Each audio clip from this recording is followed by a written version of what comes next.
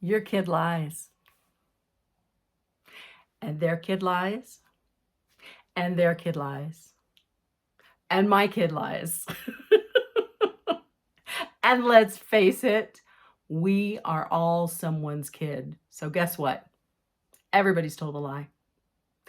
But how do you deal with it when it's your teenager and you're trying to create a full human who will be happy, healthy, and self-sufficient when they leave you, and who will be someone that we all want to live with on this earth? Stay tuned and we'll talk about it. Hi, y'all. My name's Kim, and this is the channel where I try to share some motherly wisdom, some support to help someone out there not have to go through all of the challenges that I have gone through. If I can make your life just a little easier, just a little better, that's what I want. And in return, could I ask you a favor, please? Would you please subscribe to my channel? That would mean the world to me. It would help so much. Okay, so let's get back to lying. And I wasn't lying about helping. It really would help me if you would subscribe. Okay, so back to lying. Here's how I know that your kid lies. I know because number one, we all lie to protect ourselves.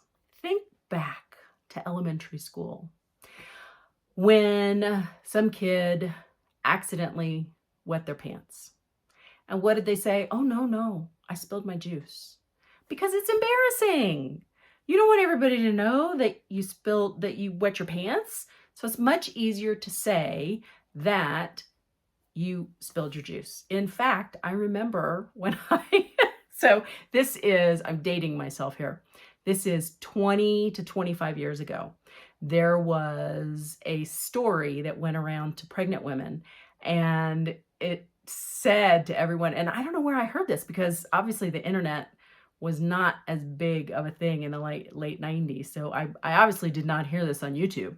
But they told every 9-month pregnant woman, when you go to the grocery store, the first thing you need to do is get a jar of pickles. In case your water breaks, you can drop the jar of pickles and say, oops, I'm sorry, I dropped the jar of pickles. And you don't have to tell anybody that your water broke, which now that I think about it is absolutely crazy. If my water broke when I was in the grocery store, I'd want them to call 911, get me to the hospital. Anyway, we are all crazy in our society. We like to lie about things. Okay, so protection of self, that's number one. Number two, protection of others. Here is another lovely story for you. When I was in middle school, I had accidentally split my pants and I didn't know it. And I went to a school that was open concept. So, all the classrooms, this was a big 1970s thing, all the classrooms were open and everybody could see and hear what was going on everywhere else. Anyway, I stepped over these two boys playing a game and they were like, hey, did you know your pants were split? And I was like, oh yeah, of course I knew, Big lie, but I'm trying to protect myself. Of course, I wouldn't be walking around with my pants split open. I told them, I'm going to get my jacket right now. Well, okay, so that was my lie to protect myself. And here comes my best friend with her jacket. She has noticed that my pants were split and she's bringing me a jacket and she's going, here, Kim, you asked me for this jacket. So she lied too. We both lied. And it was to protect me from being embarrassed. Of course, I was still embarrassed. I don't know how we thought those lies were going to help. But so protection of self, protection of others. And third one that I can think of right now is not wanting to disappoint. Our kids don't want to disappoint us. They're not going to admit when they've done something if they think they're going to disappoint us. And that makes total sense. They want love and approval from us.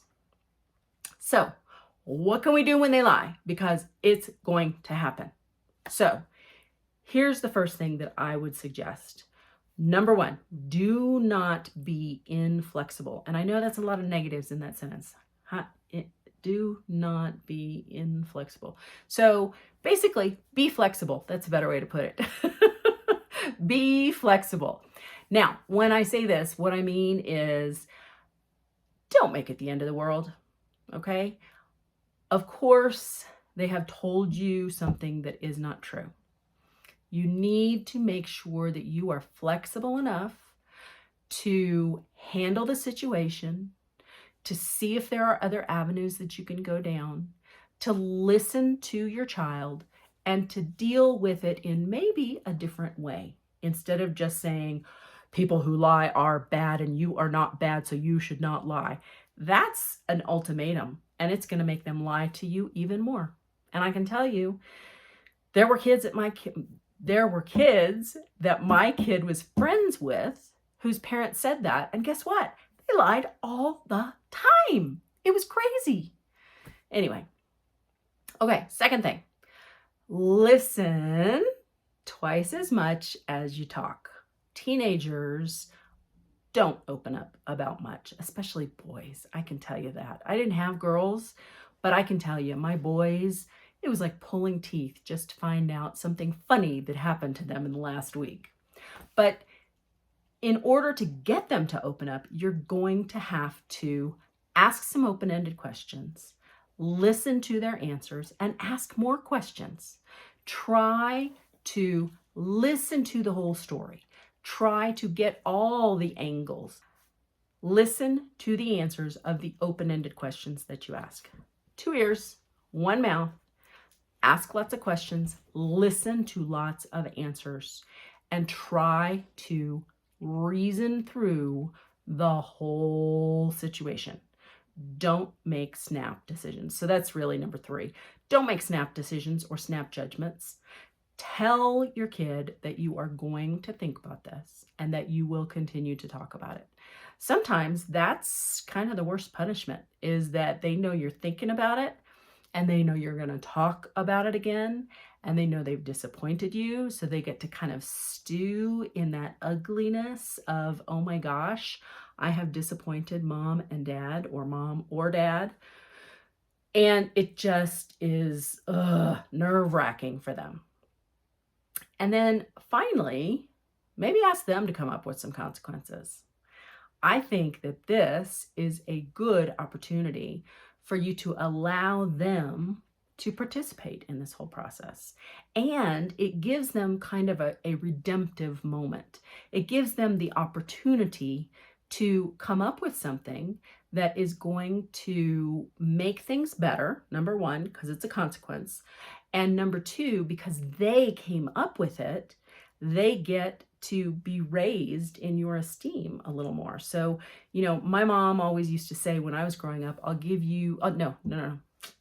Strike that. Let me try again. My mom always used to say, I'll trust you until you give me a reason not to. So your trust has fallen with your teenager, but if they can come up with some appropriate consequences, maybe that trust raises just a little bit. Or maybe you can give them a compliment about coming up with those appropriate consequences. So I hope this has helped you just a little bit.